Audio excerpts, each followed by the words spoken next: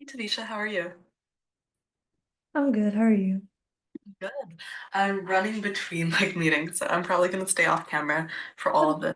I just wanted to check. Okay. Are you good? Like you have your questions prepared? You're feeling okay? Okay, Yep. perfect. Thank you. Awesome. Okay. Well, I'll be at my computer. I just probably won't be able to be on camera, but just let me know if you need anything. Okay, thank you.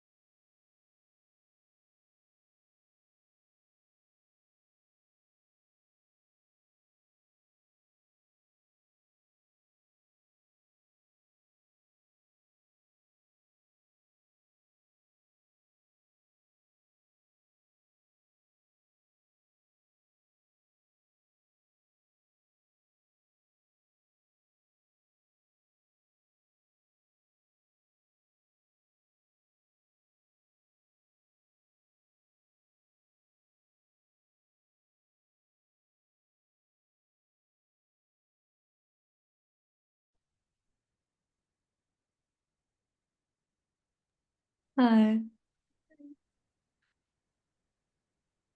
Do you have any questions before we start our conversation? Nope. Okay, perfect.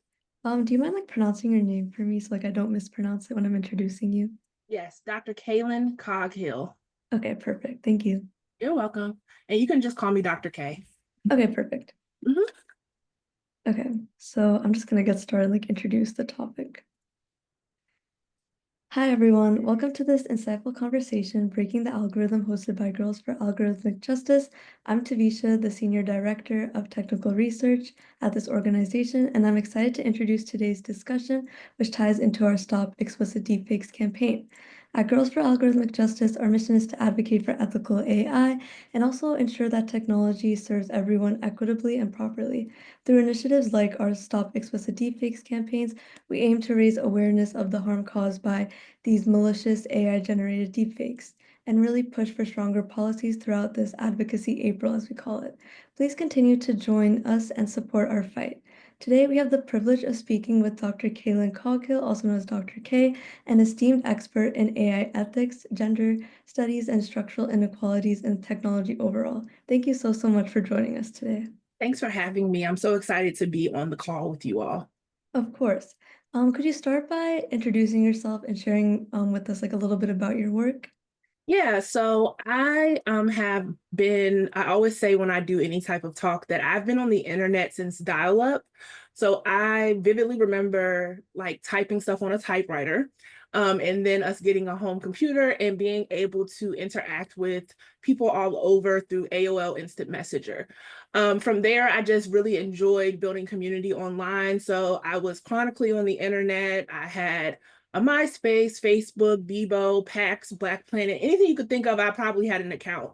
And as I continued through high school and undergrad, I started to use social media and also the online space as a way to talk about things that were happening in Black popular culture. So I was a music journalist, and I wrote a lot of articles and things like that. And then once once I finished undergrad, I decided that I wanted to be an educator. So I started teaching and eventually went back to get my master's. And while I was working on my master's, I decided that I wanted to look at online gender-based violence. And for the past decade, I have been doing a lot of work around online gender-based violence, digital misogynoir, and I have recently been looking at how people use artificial intelligence to enact sexual violence on folks, and just really thinking about the ethical implications around AI and algorithms and algorithmic bias. So I took a lot of digital sociology classes. I'm in the digital sociology lab, the AI futures lab at my local university. I'm also a professor, and I teach a lot of courses around the Black woman's experiences in digital spaces and just Black people's experiences in general on social media and the internet widely. And I also have found that I really enjoy being able to connect with people all over the world. And that is probably one of my favorite things about the work that I do, that I'm able to do that. That sounds really incredible. I'd also like to ask you, was there a specific moment that made you realize that gender-based violence and malicious deepfakes was an issue worth tackling? Yeah, so I would say it was about 2.5, 3 years ago when I heard people, oh, it was longer than that. It was probably 2017.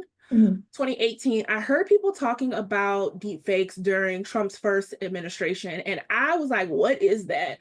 And people were like making deep fakes with their different faces and stuff like that. And it made me extremely uncomfortable. And I was like, something about this is kind of weird, but I'm not really sure. I was working on my master's thesis. I was finishing up grad school. I was planning a wedding. I had a lot going on. So I was like, I can't really tackle this right now. But when I was in my doctorate program, I go to the American Society for Criminology conference every year. And at that conference, I'm typically one of the digital criminology experts, right? So I'm talking about crime that is happening online that is often overlooked in the cybercrime field. And the last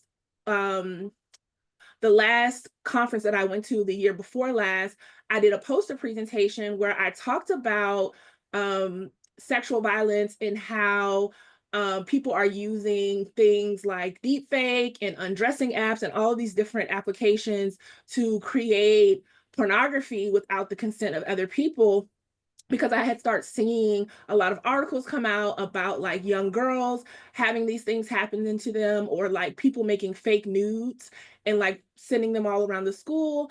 I also worked full time as the director of communications for a large survivor justice organization.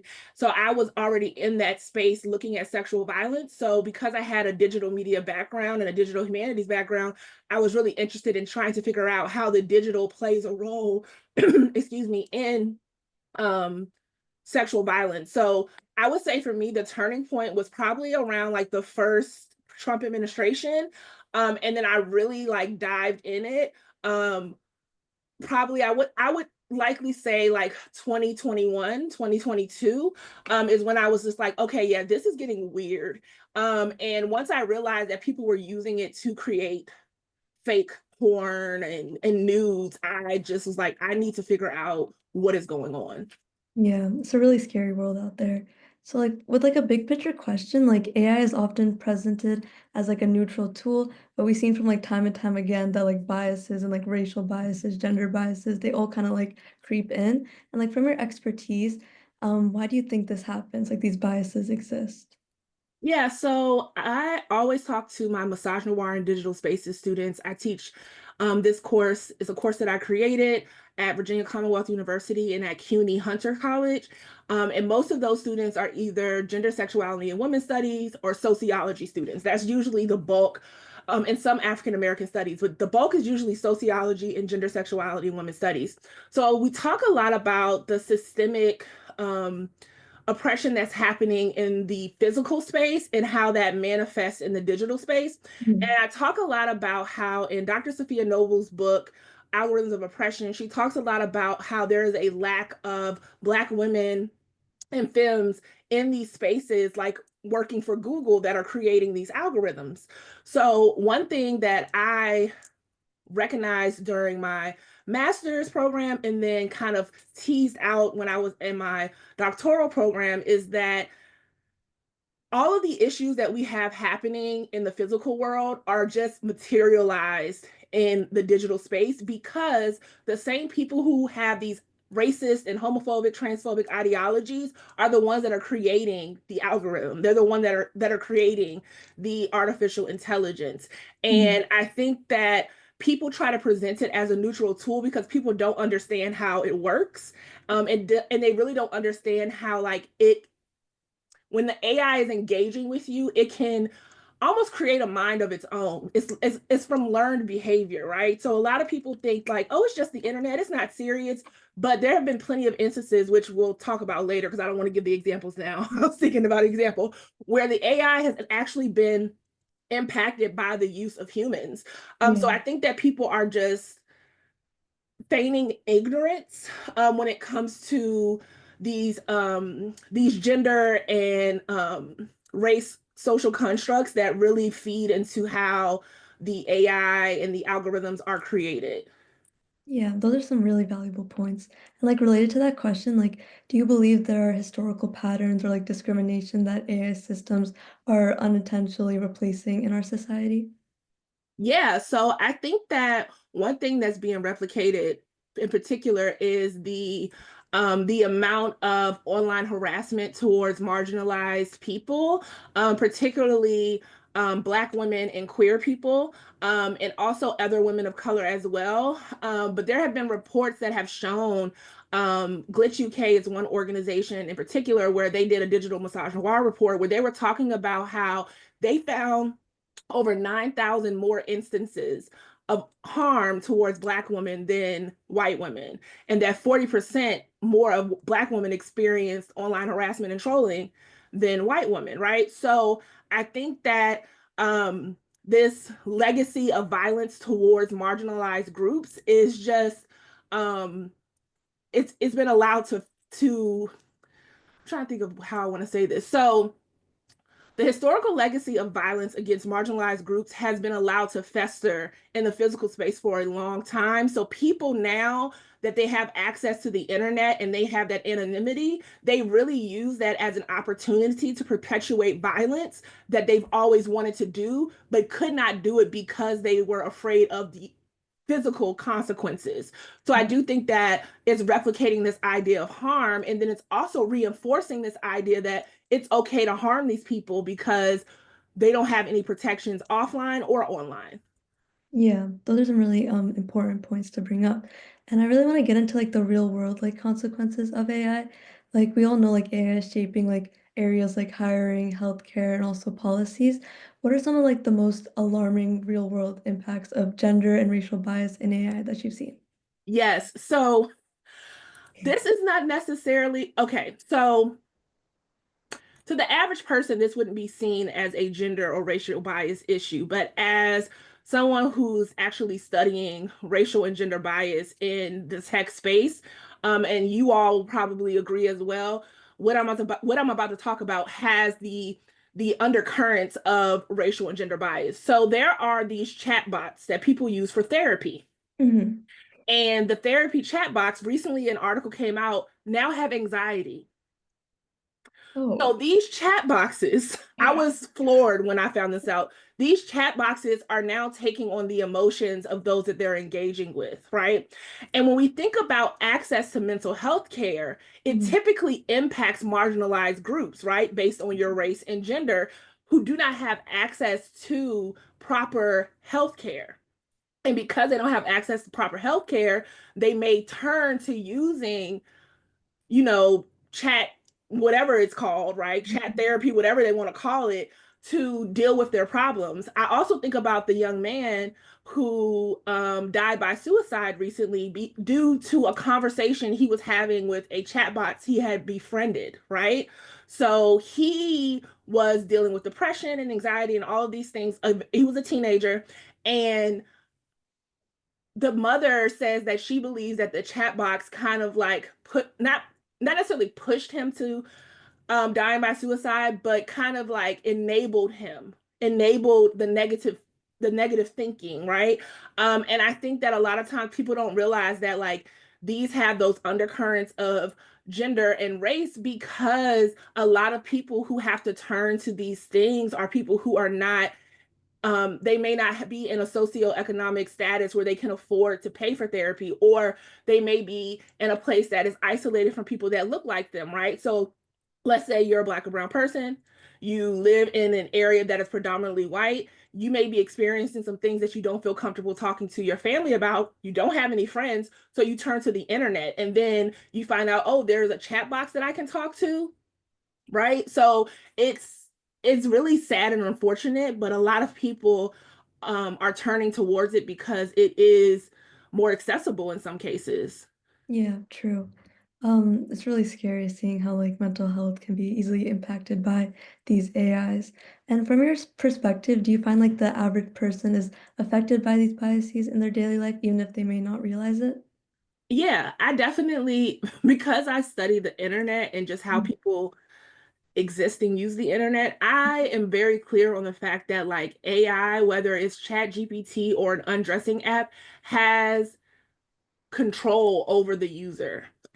It becomes addictive. You find yourself using it more and more to the point where you lean on Chat GPT to do everything for you. I know people that use Chat GPT and OpenAI and these things for everything. From they use it to plan out their vision board for the year. They say, what kind of life can I build in the year? Or they use it to figure out what type of person they should date, right? So they're doing all of these things. Or how can I be successful? What do I need to do for the next 6 months to be successful? And Mm. they literally are using what the Chat GPT is telling them to do in order to be successful, right? So I do think that it's impacting their day-to-day life. And I think that there's a thirst for community amongst a lot of people. And I think because it can be difficult to find community, especially in our current climate, turning to the internet, particularly a chat box, is easy because you don't have to worry about that chat box saying something to you that is offensive, or them judging you for your thoughts or Mm. the way that you want to do things, right? So I do think it does impact the daily life of people. Yeah, those are really interesting insights. We know like AI systems like often fail to recognize or like fairly represent trans and non-binary individuals, whether through facial recognition or algorithms or even social media moderation. How do you think like these biases uniquely impact like the trans community, and what changes do you think need to happen to make sure like these AI systems are more inclusive? Yeah, so I'm actually a community moderator for the Blue Sky feed. I mean, the Black Sky feed on Blue Sky. So Mm. I do content moderation. Like I'm the human behind like the reports. Yeah. And there are a lot of different moderation options on Blue Sky in particular, where they have actual humans on the back end doing it because of um the failure to recognize cultural nuances or nuances in certain communities. I also think that it directly impacts the trans and non-binary community, and I identify as non-binary because these, like I said earlier, these algorithms are being created by tech bros, right? And these tech bros are not identifying as queer, they're not identifying as trans, they're not identifying as non-binary. They're not identifying as any of these things, and they may not even come into contact with people who share these identities, right? So Yeah. because of that, they're not thinking about them when they're creating these things. And that's how we end up with having these issues with them being able to recognize people. It makes Mm. me think about the book by I'm trying to pull it up because I don't want to get the name wrong, but she wrote a book about, I think it's called Unmasking AI, where she talks about how she was doing, yeah, Unmasking AI by Joy Buolomiwini. I think that's how you say her last name. She wrote a book about how she was working on a project when she was in her grad program, and the computer would not recognize her face Oh, because she was dark skinned. So she had a white mask. And whenever she would put the white mask on, it would recognize the face. Right. So if you yeah. think about it in the context of race, of course, it's not going to recognize you if you are gender expansive, because it's like, well, what are you? Right. And it's going to pick whatever gender you are presenting as in that moment that it can recognize, not Mhm. because it's recognizing you and your humanity. It's because, oh, the person that created me, right, said that all queer people look like this, all trans people look like this, right? So that must mean you are not trans because you don't look like X, Y, and Z. Yeah, it's really scary, yeah. And I know like there's like so many problems, but hopefully we can find the solutions. And by doing so, like do you think like there are any like US policies that you have in mind that could help like these AI systems become more like gender inclusive? Oh boy. So I'm not really sure like if I'm sold yet on if the policies can actually change things or if the people Mm. need to change things. So I'm kind of like on the fence with this because I am in the school of thought of many like abolitionists where it's like burn everything down and build something new. But I'm also like, I also understand that we kind of have to live in the society that we're in and we kind of have to find workarounds. So I do think that some workarounds that would be helpful. And I was looking up trying to see if there were any actual policies. And the only thing we have is what was introduced by Trump in his first term, Mm. which is foolishness, of course. But I do think that in order to make AI systems more gender inclusive, there needs to be a requirement for the people who are studying computer science and creating AI, the engineers and developers, to be required to take humanities courses. So Mm. when I was in my doctoral program, I did a project on algorithms and algorithmic bias. And one of the things that I said based on my research is that if the computer folks were technologists, whatever, were required to take more humanities courses like sociology, gender, sexuality, women's studies, even African American studies, Black studies courses, that we may be able to have more well-rounded people, people who Yeah, understand nuance, people who understand humans, right? yeah. Creating these things. So I think that could be something. But I also think that another U.S. policy is that instead of being reactive when someone is harmed, we need to be proactive. So the Mm. policies need to be put in place to have guardrails to where people can't create things that are going to be exclusive of certain genders or certain races. It should be a law where you're not allowed to do those things. And there should be some types of checks and balances to make sure that whoever's building these things are abiding by those guardrails. Yeah, I really like those solutions. Like hopefully we'll see like some more progress being made in like the next couple of years to like prevent it from becoming worse. Like obviously like there's like a lot of problems happening in like our country and the US right now. But how do you think like the international community can like collaborate to create like ethical AI policies that protect these marginalized groups, especially in countries with fewer regulations and laws? Yeah, so I am a member of CoFem, which is a coalition of feminists who do feminist research, and we all work in like the survivor justice or domestic violence field. We're looking at research from a feminist perspective, and I think that one way that we can work together is by having those who are doing work from a feminist lens. Um, Kind of like convening and having a coalition so we can share resources and we can also work together to create policies that can fit the community that they need to fit, right? So I think that sometimes people want to create a blanket policy where it's like, this policy can work for any country, it can work for any place, but that's not how that works. We need to have representation from different countries, especially those who have fewer regulations and resources, so we can know like, okay, this policy needs to be tweaked because these are the particular barriers that are happening in this particular country. And if we want to actually make an impact, this is what the policy needs to look like. So I think that that is a way that international communities can work together to create ethical AI. Yeah. And to like follow up on your question, how do you think like we could like, or to follow up on your answer, how do you think like we could redesign like AI and like AI education like from the ground up to like make sure that like future developers prioritize like equity and inclusivity for like everyone worldwide?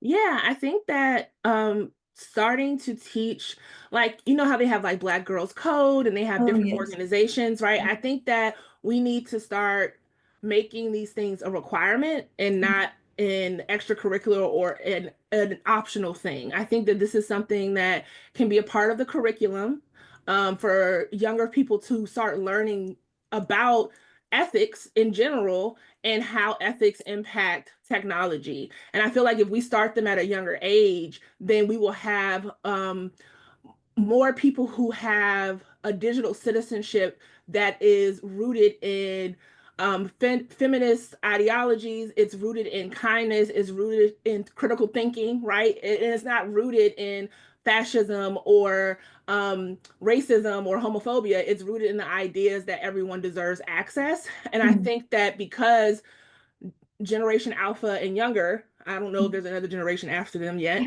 Yeah. I think that Generation Alpha that are starting and they're being born and going to be starting school soon, I think that they have access to these things right out the gate, right? Mhm. My nephew is 1 year old and he just got an iPad, which I'm like, that's interesting, right? That's So like we have to start as young as 1 year old, teaching them about these things, making sure that they're exposed to what ethical tech looks like, and really monitoring, right, what they're yeah. engaging with, because that's a lot of the issues that there's a lack of under education for the parents and the guardians, which means that there's a lack of monitoring of what kids are engaging with, and I just Yeah. feel like it will developers can do a better job of creating more gamified ways of Mhm. learning about Yeah. these things, like partnering with educators to create these gamified um, options. And I do also think that parents can also and guardians can play a role in learning about these things so they can actually like have these hard conversations with their children or the people that they're taking care of. Yeah, I really love those ideas. Like, it's important that we like monitor like the future generations to make sure like they're not in many troubles with AI or anything else. At like our organization, Girls for Algorithmic Justice, we have many young women and individuals who are eager to make an impact in AI ethics. What advice would you kind of give them to navigate like the age of AI? Yeah, the one thing I would say for you all is to really lean on community. I think that is really important for women, girls, femmes to really connect with people all over that are Mhm. working on AI. One of the things that I love about a lot of the groups that I'm in, like All Tech is Human, I talked about CoFem, I'm a part of a digital security group called Team Community. All of these different groups, they have people all over the world. So I'm learning about issues that people are dealing with in AI in Korea, in Kenya, right? In all of these Yeah. different places. And that's important because it allows me to have a larger purview of what's happening, right? Mhm. And it also allows me to dream bigger, right? And Yeah. imagine with others what the world can look like if we had more ethical AI. And I think that young women, especially with you all having access to the internet, it would behoove you to really use the internet to your advantage to meet other people who have the same interests as you, and really like create bonds and genuine networking with people who are doing the work all around so you all can like build together and kind of like put each other on game and share Yeah. resources and stuff like that. Yeah, I love those collaborative ideas. This has been like such an important and eye-opening discussion, and we really like explored how like AI biases emerge and their consequences and what can kind of be done to like help AI become more equitable. Dr. Coghill, I really thank you so much for your expertise and insights with us today. And to everyone watching this recording, I encourage you to take action and support the Stop Explicit Deepfakes campaign and to continue to stay informed on AI ethics. Thank you so much for tuning in. Thank you for having me. Thank you. Have a good day. You too. Bye-bye. Bye. Annika? Yes, I'm here. Let me just stop the recording real quick. Yeah, perfect.